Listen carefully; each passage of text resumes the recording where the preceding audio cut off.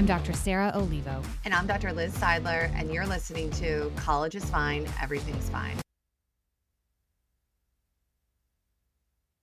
Hey, I just got Hello. to see you in person.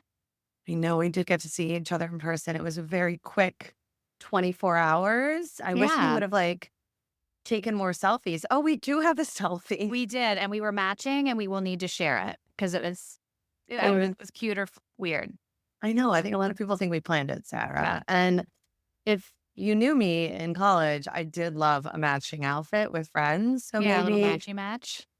maybe I did kind of throw it into the mix. Yeah. So good to see you, Sarah. And it really helped improve my mood, kind of like getting away from home because things have been a little chaotic here. I Yeah. think I shared with you that my son broke his arm, right? Yes, and not only did he break his arm, but it was while you were in Vegas.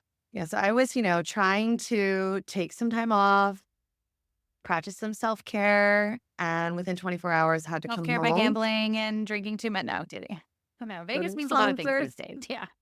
Um, Yeah, I so mean- taking time for yourself. yes. And then had to come home to a child who's in a lot of pain, has a lot of needs, and it has really dampened my mood significantly. Yeah, I remember getting the text being like, yeah, you didn't seem thrilled.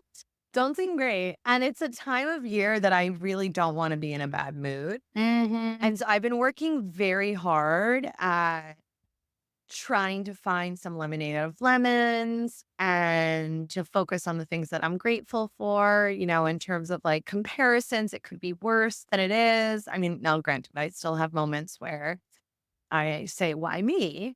But I could use all the positive emotions I can get nowadays. Yeah. And so we thought it might be helpful to talk about gratitude. I mean, I think it's something that people hear a lot. I mean, your parents, my parents probably were like, you should be grateful, for what you have, for you to zone out a lot.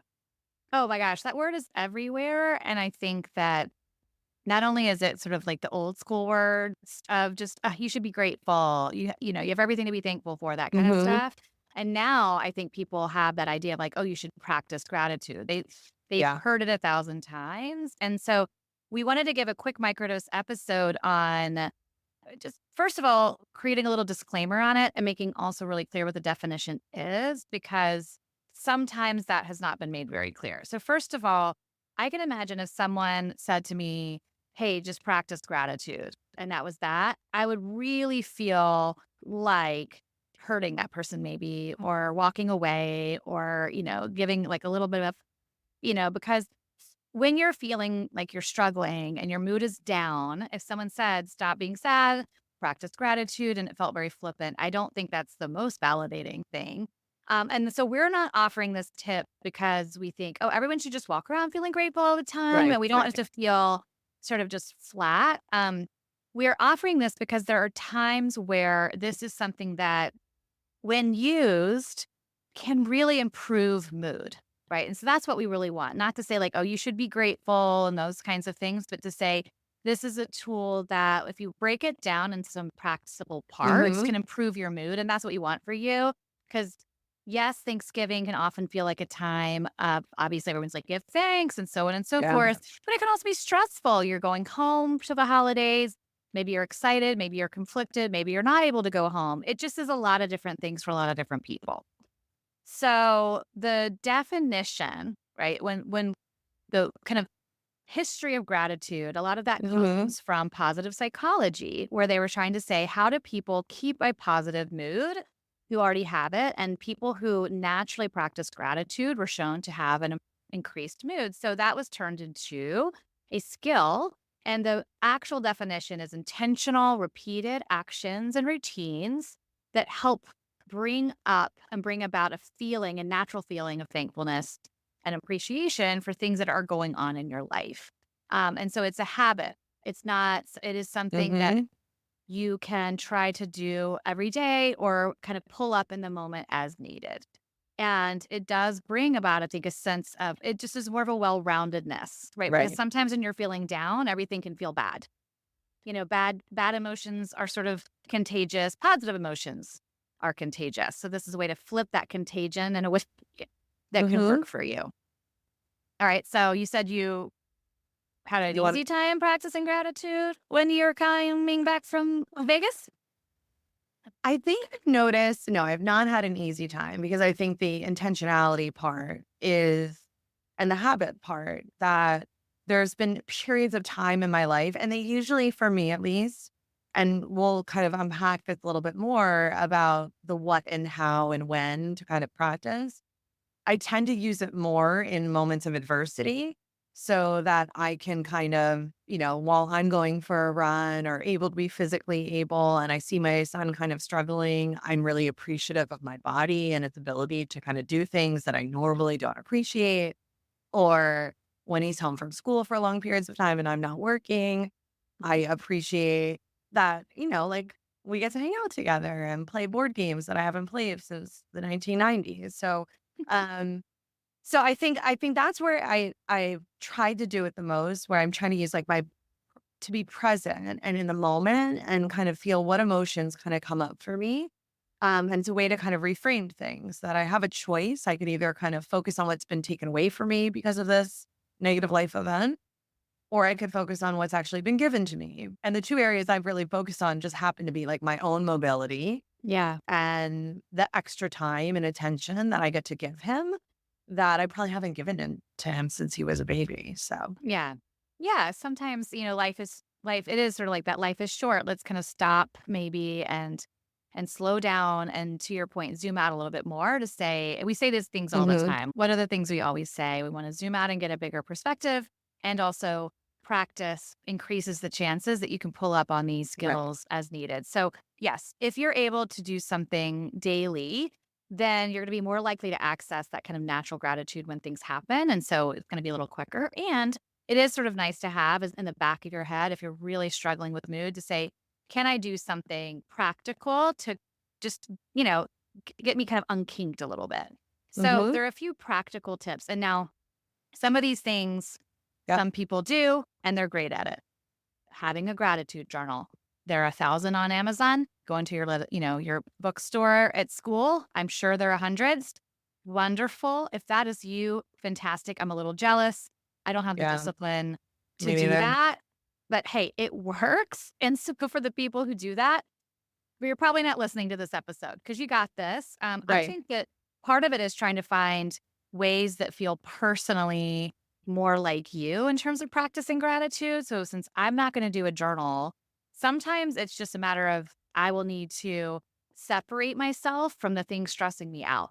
Like, I'm not going to sit here at my desk when I'm getting like thousands of emails. If you're sitting at your desk and you're trying to study and you have 1,000 projects that you're trying to figure out, probably harder to pull up gratitude really naturally. So Mhm. separating yourself from that environment and taking just a quick break from it and to say, okay, like, let me think about the things that, yes, this is hard right now. And there are all these things that I do really feel thankful for if I just stop and took a second. And so typically I'm taking like a quick walk around the block or even just going and getting a cup of coffee and having a drink, just something very quick to get me away from those stressors because otherwise it's a little hard. Do you have any other like kind of practical ways that you've done? I really love and this kind of mixes another skill that I think we've talked about in another episode, but the skill of contributing. So when we and again, I'm using things that are related to being in distress. It does not need to be used in these moments. And I think this is something that you could really put in your calendar that you potentially do regularly.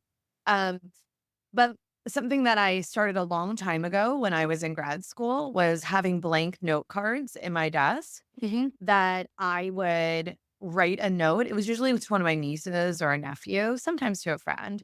Um, and I would write something like in terms of that I'm Yeah. grateful for their friendship or maybe a memory that we had together. Now, some of those notes never made it into the mail and mailed.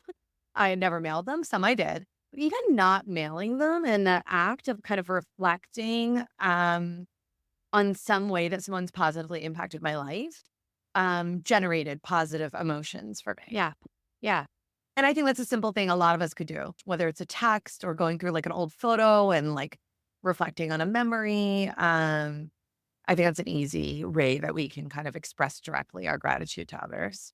I love that idea because I have found that if I'm feeling frustrated, or if I'm like, why, I hate to say it, like FOMO doesn't just stop when you're young. There are times where you can Right. experience it. Sometimes I feel JOMO. Sometimes I'm like, I cannot wait to be missing out on things, because I just want some space, but the joy of missing out. But I like the idea of saying like, okay, when I'm feeling like, oh, okay, I'm sort of frustrated with this, with people at work, or I'm frustrated with my neighbors right now, right? If I send a text, just a quick text, or just like found an old picture with some friends of mine who just makes me feel silly, right?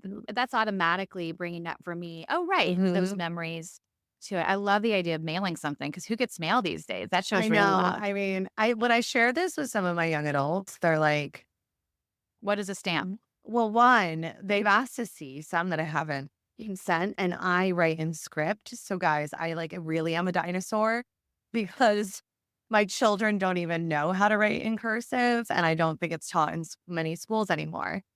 So even that, they're like, "Can your nieces even like read what you're Right, because it's writing?" a foreign language. I know, I know.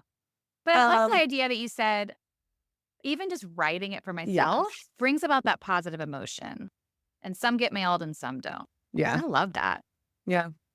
I also and maybe this will be the last one unless you have some amazing ones, because, again, you can probably find all sorts of ways to think about this yourself, but the fact is, if we're down, our mind is almost like a magnet, only drawing, kind of Hmm. naturally pulling and having other things pulled that are downers.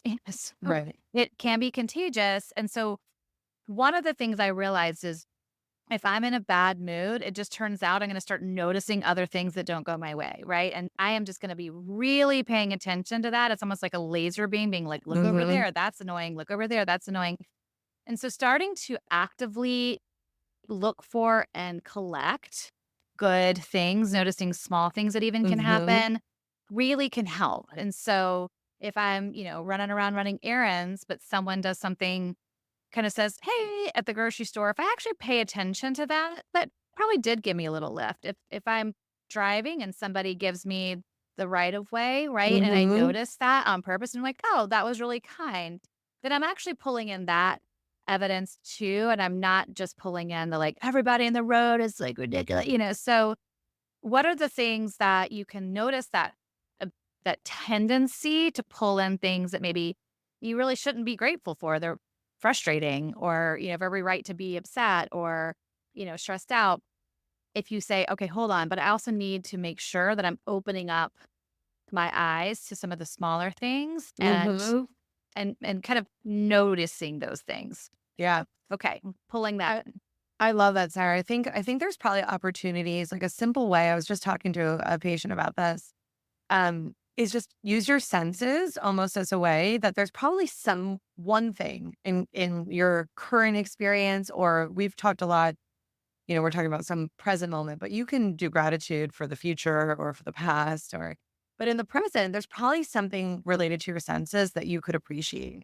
Yeah. Whether it's your surroundings and nature, right? Or the smell of your coffee, like that, Yeah. there could be something that you could practice gratitude that is really bite sized. Or I can do, to your point, I can do something that like starts a chain of gratitude for me and someone else. That giving back helps people. So yeah, I think that it is certainly something you and I have both really needed at times. It's really easy to Hmm. have some sort of why me moments, and that's okay, but again, if you're feeling like that's really overwhelming you, then this might be something to say, all right, is there a way for me to make this work? And it could be that kind of snack size, bite sized versions that we're saying, or more the meal approach where you're actually intentionally practicing it. So start wherever you want, like whatever you're hungry for, if it's a bite or a meal, that's all wonderful.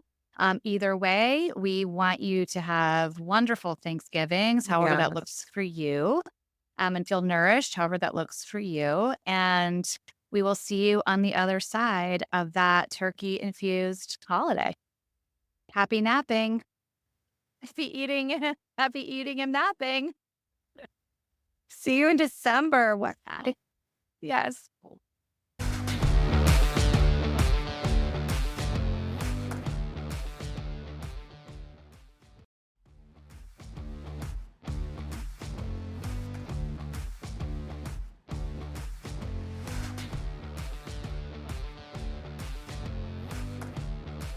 Thank you to our guests for sharing their stories and their advice. This podcast is for college students, and we want input by college students, so please reach out by text, email, or voice memo to collegesfinepodcast@gmail.com or 929-500-2231. Tell us your story, give us tips on topics you'd like to hear, or give us feedback about an episode. Follow us on TikTok and Instagram at College is Fine Podcast for episode announcements and resources. And last but not least, if you enjoyed today's episode, please subscribe to the podcast. Every hit of that plus button helps us keep going.